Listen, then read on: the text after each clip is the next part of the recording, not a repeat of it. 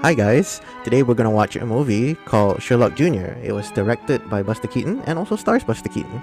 The story was written by Gene Haves and Joel Mitchell and also Clyde Bergman. Let's go through a brief history of silent film and the role music plays in this. Today it's gonna be me, Ariel, BJ, and Brian who are going to talk about silent film, or at least music in silent films. Silent films is one of the earliest forms of cinema. It refers to movies without synchronized sound. It was popular during the 19th century up to the 1920s, where they started to implement more dialogue into the movies.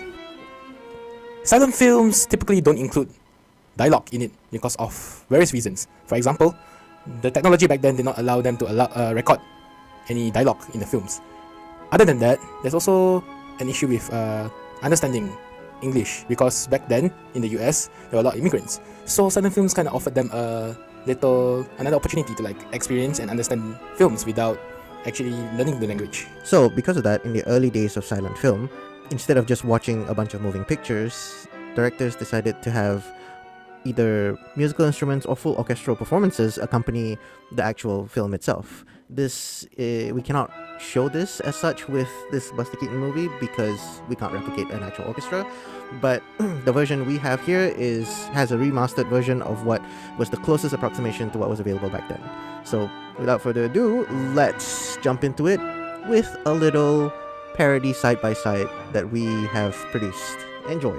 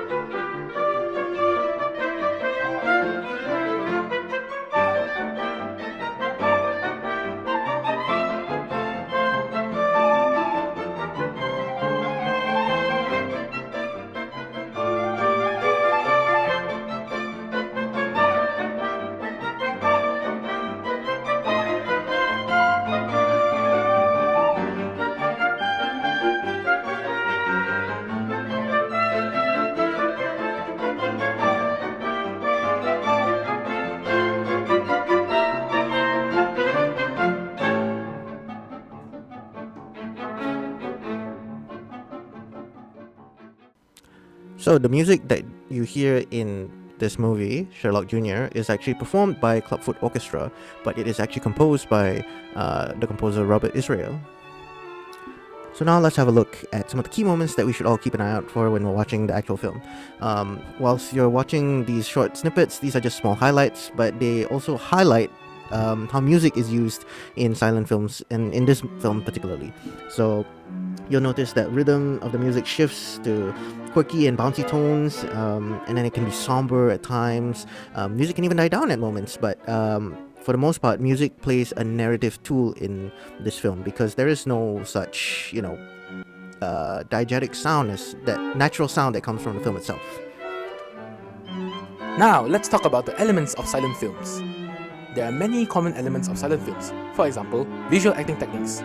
Because of the lack of dialogue, it may be harder to understand the context. However, by overacting or over-exaggerating some scenes or movements, it allows the actors to convey messages and ideas through their movements. Other than that, there's also cinematography, where silent films usually include fade-ins and fade-outs to shift scenes.